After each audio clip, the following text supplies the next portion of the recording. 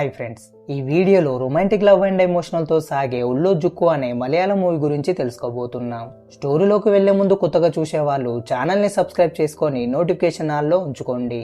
And ఈ video మీకు నచ్చినట్లయితే ఒక లైక్ చేయడం అయితే మర్చిపోకండి. ఇక మూవీలోకి వెళ్తే ఓపెన్ సీన్ లో సేల్స్ గర్ల్ గా పనిచేసే అంజు అనే అమ్మాయిని చూపిస్తారు. ఆమె కస్టమర్స్ కి శారీ చూపిస్తూ ఉండేటప్పుడు రాజీవ్ అనే వ్యక్తి ఆమె దగ్గరికి వెళ్లి నాకు ఒక శారీ కావాలి చూపించండి అని అంజుతో అంటాడు.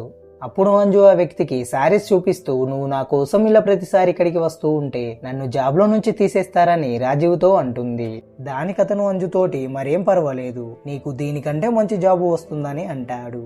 ఇక్కడే మనకు అర్థమయ్యే విషయం ఏంటిదంటే అంజు అండ్ రాజీవ్లిద్దరూ చాలా రోజులుగా ఒకరినొకరు ఇష్టపడుతూ ప్రేమలో ఉంటారు. ఆ ప్రేమని జీవితాంతం ఒకటిగా చేసే పెళ్లిని త్వరలోనే చేసుకుందామని అనుకుంటారు. కానీ ఏం జరిగిందో ఏమో కానీ కొన్ని రోజుల తర్వాత అంజు థామస్ అనే వ్యక్తిని పెళ్లి చేసుకుంటుంది. ఆమెకి ఇష్టం లేకున్నా కూడా అతనితో జీవితం గడపడానికి అత్తగారింటికి వెళ్తుంది. అంజు అత్తగారి పేరు లీలమ్మ. ఆమె అంజుని ఒక కన్న కూతురులా ట్రీట్ చేస్తూ ఉంటుంది. దాంతో అంజు జరిగిన గతాన్ని మర్చిపోయి థామస్తో తన జీవితాన్ని అన్ని విధాలుగా గడపడం మొదలు పెడుతుంది. అలా కొన్ని రోజులు గడుస్తాయి. అయితే ఒకరోజు థామస్ కి ఆరోగ్యం బాగలేకపోవడంతో అంజు తన అత్తగారితో కలిసి తన భర్తని హాస్పిటల్ కి తీసుకెళ్తుంది. అక్కడ డాక్టర్ చెకప్ తర్వాత అంజు మెడిసిన్స్ తీసుకోవడం కోసం మెడికల్ వద్దకి వెళ్తుంది. ఆ సమయంలో అదే మెడికల్ వద్ద అంజు వెనకల తన బాయ్ ఫ్రెండ్ అయిన రాజీవ్ నిలబడి నువ్వు ఎలా ఉన్నావని అంజుని అడుగుతాడు. దానికి అంజు నేను బాగానే ఉన్నానని మొహమాటంగానే చెప్పి ఎక్కడ నన్ను అత్తగారు చూస్తారని అక్కడ నుండి వెళ్తూ ఉంటుంది. అప్పుడు రాజీవ్ అంజుని సడన్ గా చెప్పకుండా పెళ్లి చేసుకున్నావు, కనీసం నీతో అప్పుడప్పుడు కాల్ చేసి మాట్లాడచ్చా అని అడుగుతాడు. దానికి అంజు ఏం సమాధానం ఇవ్వకుండా అక్కడి నుండి వెళ్ళిపోతుంది. ఇంటికి తిరిగి వెళ్లిన అంజు రాజీవ్తో గడిపిన రోజులని తలుచుకుంటూ నేనొకరిని ప్రేమించి ఇంకొకరిని పెళ్లి చేసుకున్నానని బాధపడుతూ ఆలోచనలో పడుతుంది. అలాంటి ఆలోచనలతోనే అనారోగ్యంతో బాధపడుతున్న తన భర్తకి సేవలు చేస్తూ అప్పుడప్పుడు నేనేం చేస్తున్నానని ఇంకా రాజుకి కాల్ చేయాలా వద్దా అని ఆలోచిస్తూ ఉంటుంది. తర్వాత అదే రోజు రాత్రి థామస్ తన భార్యకి దగ్గరగా వస్తూ ఉంటే దానికి అంజు తన భర్తని దగ్గర రానివ్వకుండా అవాయిడ్ చేసి పడుకుంటుంది. అలా కొద్ది సమయం తర్వాత థామస్ కి విపరీతంగా తలనొప్పి పెరిగి పిడుసు వస్తుంది. అది గమనించిన అంజు ఫుల్ గా భయపడుతూ తన అత్తయ్యని పిలుస్తుంది. అప్పుడు లీలమ్మ వెంటనే వెళ్ళగా థామస్ కి వచ్చిన పిడుసుని ఇద్దరు కలిసి కంట్రోల్ చేసి టాబ్లెట్ వేస్తారు. దాంతో థామస్ కొంత సమయానికి నార్మల్ అవుతాడు. కానీ లీలమ్మ తన కొడుకు పరిస్థితిని చూసి బయట కూర్చొని తెగ బాధపడుతూ ఉంటుంది. అది చూసిన అంజు లీలమ్మ దగ్గరికి వెళ్లి ఎందుకత్తమ్మ బాధపడుతున్నారని అడుగుతుంది. అప్పుడు లీలమ్మ అంజుతోటి నేను చదువుకునే టైంలోనే నా పేరెంట్స్ నా చదువుని ఆపించి నాకు పెళ్లి చేశారు. పెళ్లైన సంవత్సరానికే థామస్ అక్క శెబ పుట్టింది. ఆ తర్వాత 2 సంవత్సరాలకే థామస్ పుట్టాడు. వీళ్ళిద్దరిని చూసుకుంటూనే నేను నా భర్త చాలా హ్యాపీగా మా లైఫ్ ని జీవించాం. కానీ కొన్ని సంవత్సరాలు గడిచాక సడన్ గా నా భర్త చనిపోయాడు. ఆపై నా మీద పడ్డ బరువు బాధ్యతలను ఎదుర్కొని నా కూతురైన శెబ పెళ్లి చేశాను. తర్వాత నేను నా కొడుకు ఇంట్లో ఒంటరిగా మిగిలిపోయాం. ఆపై నువ్వు వచ్చాక అంత బాగుందనుకునే సమయంలోనే థామస్ అనారోగ్యం దెబ్బతిని మంచానికి పరిమితం అయ్యాడని చెప్పి చాలా బాధపడుతుంది. దానికి అంజు లీలమ్మని థామస్ కి త్వరలోనే నయమవుతుంది, నువ్వేమీ దిగులు చెందకత్తమ్మా అని ధైర్యం చెప్పి ఓదారుస్తుంది. నెక్స్ట్ డే మార్నింగ్ అంజు తన భర్తకి టిఫిన్ తినిపించాక తన అత్తయ్య ఇచ్చిన డాక్టర్ స్లిప్ తీసుకొని మెడిసిన్ తీసుకురావడానికి సిటీకి బయలుదేరుతుంది. అలా వెళ్ళిన అంజు ఒక హోటల్ వద్దకు వెళ్లి దేనికోసం ఎవరి కోసం అనే విధంగా వెయిట్ చేస్తూ ఉంటుంది. ఇక్కడే ఒక ట్విస్ట్ ఏంటిదంటే అంజు తన బాయ్ ఫ్రెండ్ అయిన రాజుని కలిసి అతనితోనే బైక్ మీద రూమ్ కి వెళ్తుంది. అలా రూమ్ కి వెళ్ళిన వెంటనే అంజు రాజుని ఎమోషనల్ గా కౌలించుకొని అతనితోనే డీప్ గా ఇంటిమేట్ అవుతుంది. కొద్దిసేపు అయ్యాక ఇద్దరు ఇకపై అయినా ఇద్దరం కలిసి జీవిద్దామని డిసైడ్ అవుతారు. తర్వాత అంజు రాజుని నేను ఎప్పటికీ నీతో నీ దగ్గరగా ఇలాగే ఉండాలి, దానికి ఇంకెన్ని రోజులు పడుతుందని అడుగుతుంది. అప్పుడు రాజు త్వరలోనే నేను ఒక మంచి జాబ్ చూసుకొని ఒక ఇల్లు కొంటాను, అప్పటి వరకు వెయిట్ చేయమని అంటాడు. దానికి అంజు సరే అని తిరిగి తన అత్తగారింటికి వెళ్తుంది.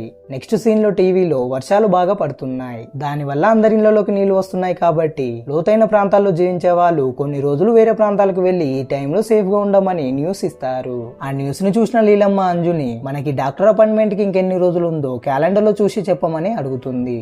అప్పుడు అంజు క్యాలెండర్ ని చూసి ఇంకా 2 వారాలు ఉందత్తమ్మా అని చెప్పుతుంది. కానీ అంజు అదే క్యాలెండర్లో ఉన్న డేట్లని పదే పదే చూస్తూ షాక్ లో పడుతుంది. ఎందుకంటే తను నెలయ్యే డేటు దాటిపోతుంది. అది నిజమో కాదో అని తెలుసుకోవడానికి అంజు బాత్రూమ్ లోకి వెళ్లి ప్రెగ్నెంట్ టెస్ట్ చేసుకుంటుంది. కొంత సమయం అయ్యాక రిజల్ట్ పాజిటివ్ గా రావడంతో అంజుకి ఏం చేయాలో అర్థం కాక వెంటనే ఇంటి నుండి బయటికి వెళ్లి రాజీవ్కి కాల్ చేస్తుంది. అతనితో అంజు నేను ఇప్పుడు ప్రెగ్నెంట్ అయ్యాను, ఈ టైంలో నేను ఇక్కడ ఉండడం కరెక్ట్ కాదు, నాకు చాలా భయంగా ఉంది, వెంటనే వచ్చి నన్ను తీసుకెళ్ళు అని అంటుంది. అందుకు రాజీవ్ నువ్వేమీ భయపడకు, అంతా నేను చూసుకుంటాను, ఇప్పుడైతే కామగా ఉండు అని అంజుతో అంటూ ఉండగా ఆ సమయంలో ఇటువైపు థామస్ రూమ్ లో ఉన్న తబల కోసం బెడ్ మీద నుంచి కిందకి దిగి నడుస్తూ అనుకోకుండా స్లిప్ అయి కింద పడతాడు. దాంతో ఆ నొప్పి భరించలేక గట్టిగా అరుస్తాడు.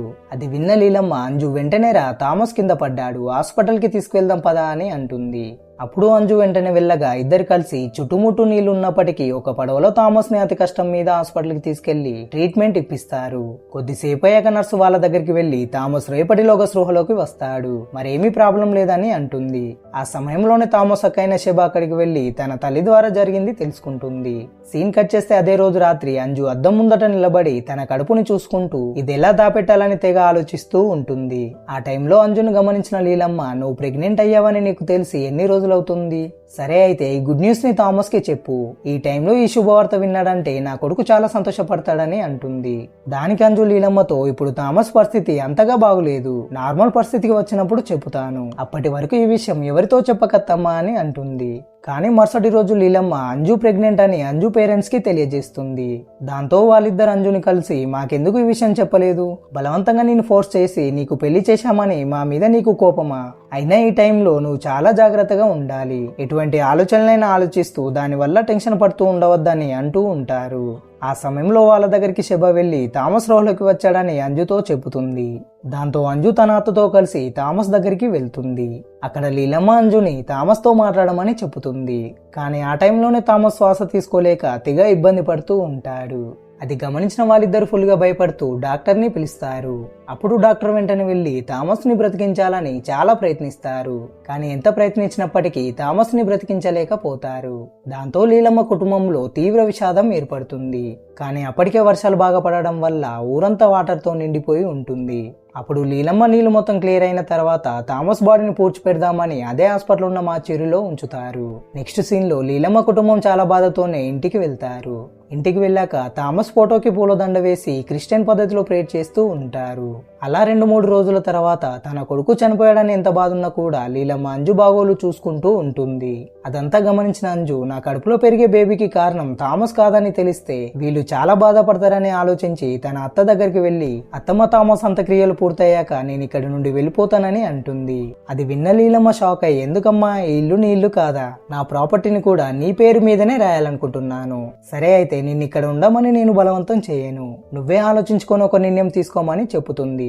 అప్పుడు అంజుకి ఏం చేయాలో అర్థం కాక వెంటనే రాజుకి కాల్ చేసి అతనితో తన అత్త మాట్లాడింది మొత్తం వివరించి, నాకు ఇక్కడ ఉండాలని లేదు, నా కడుపులో పెరిగే బేబీకి కారణం థామస్ అని ఇక్కడ ఉన్న వాళ్ళందరూ అనుకుంటున్నారు, నాకు చాలా భయంగా ఉంది, నన్ను ఎప్పుడు తీసుకెళ్తావని అడుగుతుంది. అది విన్న రాజు అంజుతోటి, నేను ఒక మంచి జాబ్ కోసం ప్రయత్నిస్తున్నాను, అప్పటిదాకా కొంచెం ఓపిక పట్టమని కాల్ కట్ చేస్తాడు. కానీ అంజు మాత్రం వచ్చిన సమస్యల వల్ల, ఎదురయ్యే ఆలోచనల వల్ల, జరిగిన సంఘటన వల్ల అక్కడ ఉండలేక రాత్రికే బ్యాగ్ సర్దుకొని రాజీవ్ దగ్గరికి వెళ్లి అతన్ని కౌలించుకొని ఎమోషనల్ అవుతుంది. అప్పుడు అంజు రాజీవ్తో, ఇక ఇక్కడ నేను ఉండలేను, దయచేసి నన్ను తీసుకెళ్ళు అని రాజీవ్తో అంటుంది. దానికి రాజు, నువ్వు బాధపడకు అంజు, కానీ నువ్వు ఉన్న పలంగా ఇలా నా దగ్గరికి రావడం వల్ల నేను ఇప్పుడు ఏం చేయలేను, ఇంకొన్ని రోజులు మాత్రమే ఓపిక పట్టు, ఒక మంచి జాబుతో నేనే నీ దగ్గరికి వచ్చి నేను నాతో తీసుకెళ్తాను, ఇప్పుడైతే నువ్వు ఇంటికి తిరిగి వెళ్ళు అని అంజుని కన్విన్స్ చేస్తాడు. అది విన్న అంజు ఇక చేసేదేం లేక జీవితం కోల్పోయినట్టు ఫుల్ ఎమోషనల్ అవుతూ తిరిగి ఇంటికి వెళ్తుంది.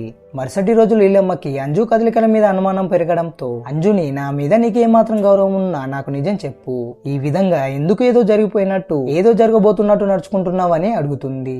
దానికి అంజు బాధపడుతూనే లీలమ్మకి మొత్తం నిజం చెప్పుతుంది. నా కడుపుకు కారణం నీ కొడుకు కాదు, రాజీవ్ అని అంటుంది. అది విన్న లీలమ్మ ఆ మాటకి ఏం చేయాలో ఏం మాట్లాడాలో అర్థం కాక చాలా బాధపడుతుంది. ఆ తర్వాత బాగా ఆలోచించిన లీలమ్మ మరుసటి రోజు అంజు దగ్గరికి వెళ్లి, నీ కడుపులో పెరుగుతున్నది నా కొడుకు బేబీనే అని ఇన్ని రోజులు అనుకున్నాను, ఆ బేబీ మీదనే చాలా ప్రేమని పెట్టుకున్నాను, తీరా అది నిజం కాదని తెలిసినా కూడా దాన్ని తీసుకోలేకపోతున్నాను, అయినప్పటికీ నువ్వు నాతోనే ఉంటావా అని అడుగుతుంది. అందుకు అంజు, నీ కొడుకు అంత్యక్రియలైపోయాక నేను వెళ్ళిపోవాలని డిసైడ్ అయ్యాను, దయచేసి నా నిర్ణయానికి అడ్డు రాకండని లీలమ్మతో అంటుంది. ఇలా వీళ్ళిద్దరు మాట్లాడుకునేది మొత్తం అంజు మదర్ వింటుంది. అదే విషయాన్ని ఆవిడ లీలమ్మ ద్వారా పూర్తిగా తెలుసుకొని తన హస్బెండ్ తో చెప్పుతుంది. అది విన్న అంజు ఫాదర్ కోపంతో అంజు దగ్గరికి వెళ్లి ఆమెని చెంప మీద గట్టిగా కొడతాడు. నువ్వు ఇంకా జాబ్ లేని హిందూ అతన్ని మర్చిపోలేదా? పెళ్ళైన తర్వాత కూడా వాడితో ఆ పని ఎలా చేయాలనిపించిందని అంటూ ఉండగా ఆ టైంలోనే అంజు ఫోన్ కి రాజీవ్ కాల్ చేస్తాడు. ఆ ఫోన్ ని అంజు ఫాదర్ లిఫ్ట్ చేసి, నీకు బుద్ధుందారా? పెళ్ళైన తర్వాత కూడా నా కూతుర్ని ఇంకా వదలడం లేదు. ఇంకోసారి నా కూతురికి ఫోన్ చేసినా కలిసినా నిన్ను చంపేస్తానని బెదిరించి అంజు ఫోన్ ని తన దగ్గరనే ఉంచుకుంటాడు. అప్పుడు అంజు తన ఫాదర్ తోటి, పెళ్లికి ముందే మేమిద్దరం ప్రేమించుకున్నామని నీకు చెప్పాను. అయినప్పటికీ మా ఇష్టాన్ని నువ్వు అర్థం చేసుకోకుండా బలవంతంగా థామస్ కి ఇచ్చి పెళ్లి చేసి నా లైఫ్ ని నరకంలోకి తీసుకెళ్లి పడేశావని చాలా బాధతో ఏడుస్తూ అంటుంది. ఇదంతా లీలమ్మ రూమ్ లో ఉండి వింటుంది. తనకి ఇష్టం లేకున్నా కూడా నా కొడుకుని పెళ్లి చేసుకొని తర్వాత మంచానికి పడ్డ నా కొడుకుకు సేవలు చేస్తూ ఎన్నో ఇబ్బందులు ఎదుర్కొన్నదని గ్రహిస్తుంది. సీన్ కట్ చేస్తే వర్షాలు తగ్గిపోవడంతో థామస్ బాడీని మా చెరు నుండి లీలమ్మ ఇంటికి తీసుకొస్తారు. అప్పుడు లీలమ్మ తన కొడుకు బాడీని చూసి ఫుల్ గా ఏడుస్తుంది. ఇక థామస్ అంత్యక్రియలు పూర్తి చేయడం కోసం పనులు మొదలు పెడతారు. ఇటువైపు రాజు అసలు అంజుకి ఏం జరిగిందో, అంజు ఫోన్ ఎందుకు స్విచ్ ఆఫ్ వస్తుందో అని తెలుసుకోవడానికి థామస్ అంత్యక్రియలకు వచ్చి ఎవరి కంట పడకుండా అంజు ఉన్న రూమ్ కిటికీ వద్దకు వెళ్లి అంజుని కలుస్తాడు. అప్పుడు అంజు రాజీవ్ తో, మా నాన్నగారికి మొత్తం తెలిసిపోయింది, అందుకే నా ఫోన్ ని నా దగ్గర నుండి లాక్కున్నాడు. నిన్ను మా నాన్నగారు చూడక ముందే ఇక్కడ నుండి వెళ్ళిపో, నేనే నీ దగ్గరికి థామస్ అంత్యక్రియలు అయిపోయాక వస్తానని చెబుతుంది. అది విన్న రాజు అంజుతో సరే అని అక్కడి నుండి వెళ్ళిపోతాడు. కానీ ఈలోగే మళ్ళీ నీళ్ళు ఇంటిలోకి వచ్చేంతగా వర్షాలు మొదలవుతాయి.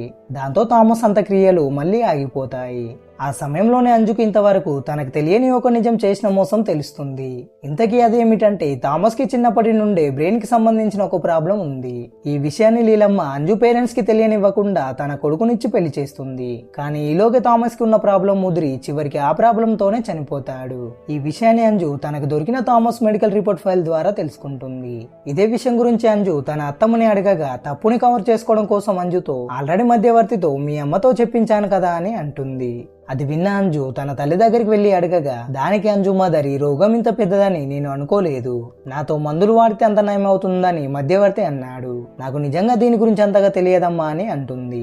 ఇక అదంతా విన్న అంజు, జరగాల్సింది మొత్తం నా జీవితంలో ఆల్రెడీ అయిపోయింది, ఇప్పుడు ఇదంతా సరిదిద్దలేం కదా అని ఆలోచిస్తూ చాలా బాధతో ఏడుస్తూ లోపలికి వెళ్తుంది.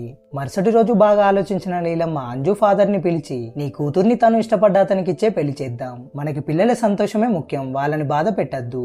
ఇక ఇక్కడ వర్షాలు తగ్గేలా లేవు, థామస్ అంత్యక్రియలు సిటీకి వెళ్లి చేద్దామని చెప్పి జరగాల్సిన కార్యక్రమాలను నడిపించమని అంటుంది.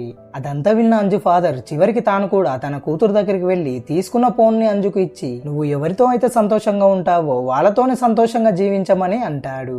ఆ మాటకి అంజు చాలా సంతోషపడి తన తండ్రి ఒప్పుకున్నాడని వెంటనే రాజుకి కాల్ చేసి చెప్పుతుంది. అప్పుడు రాజు అంజుతోటి, అయితే నీ అత్తగారు నీ పేరు మీద తన ప్రాపర్టీ రాసి ఇస్తున్నది కదా, ఆ ప్రాపర్టీని కూడా రాసుకొని తీసుకొని రా, అది మన ఫ్యూచర్ లో మనకి చాలా ఉపయోగపడుతుందని అంటాడు. కానీ అంజుకు మాత్రం తన అత్త ప్రాపర్టీ తీసుకొని వాడితో బ్రతకాలని ఉండదు. ఇంకా ఆ ప్రాపర్టీ తీసుకుంటే జరిగిన సంఘటనలే నా లైఫ్ లో పదే పదే గుర్తుకు వస్తాయని తన అత్తయ్యని అడగదు. సీన్ కట్ చేస్తే మొత్తానికైతే థామస్ బాడీని పడవ ద్వారా సిటీకి తీసుకెళ్లి అక్కడే అంత్యక్రియల్ని పూర్తి చేస్తారు. ఆ సమయంలో రాజు అంజు దగ్గరికి వెళ్లి, థామస్ అంత్యక్రియలు పూర్తయ్యాయి కదా, ఇక నీ బ్యాగుని తీసుకొని నాతో వచ్చాయి, అలాగే నీ పేరు మీద నీ అత్త రాసిన ప్రాపర్టీని తీసుకురావడం అయితే మర్చిపోకని అంటాడు.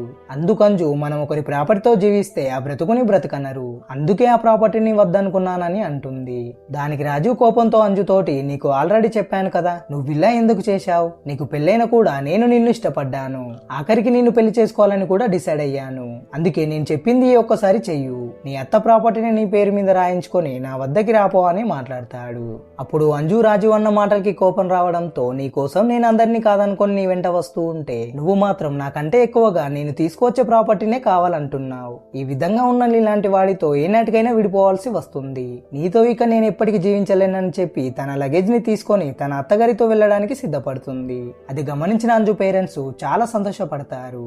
ఇక ఫైనల్ గా అంజు లీలమ్మతో ఉండాలని పడవలో తన పక్కనే కూర్చొని తన మెట్టినీళ్లు పుట్టినీళ్లుగా మారిన అదే ఇంటికి వెళ్తూ ఉంటుంది. అప్పుడు ఇద్దరు ఒకరికొకరు ఫుల్ ఎమోషనల్ అవుతూ ఆనంద బాష్పాలతో కలిసిపోతారు. ఇక ఈ సీన్ తోనే మూవీ ఎండ్ అవుతుంది. ఈ వీడియో మీకు నచ్చినట్లయితే ఒక లైక్ చేసి మూవీ మీద మీకు కలిగిన ఒపీనియన్ ని కామెంట్ చేయండి. మరిన్ని ఇటువంటి ఇంట్రెస్టింగ్ స్టోరీల కోసం ఛానల్ ని సబ్స్క్రైబ్ చేసుకొని నోటిఫికేషన్ ఆన్ లో ఉంచుకోండి. Thanks for watching.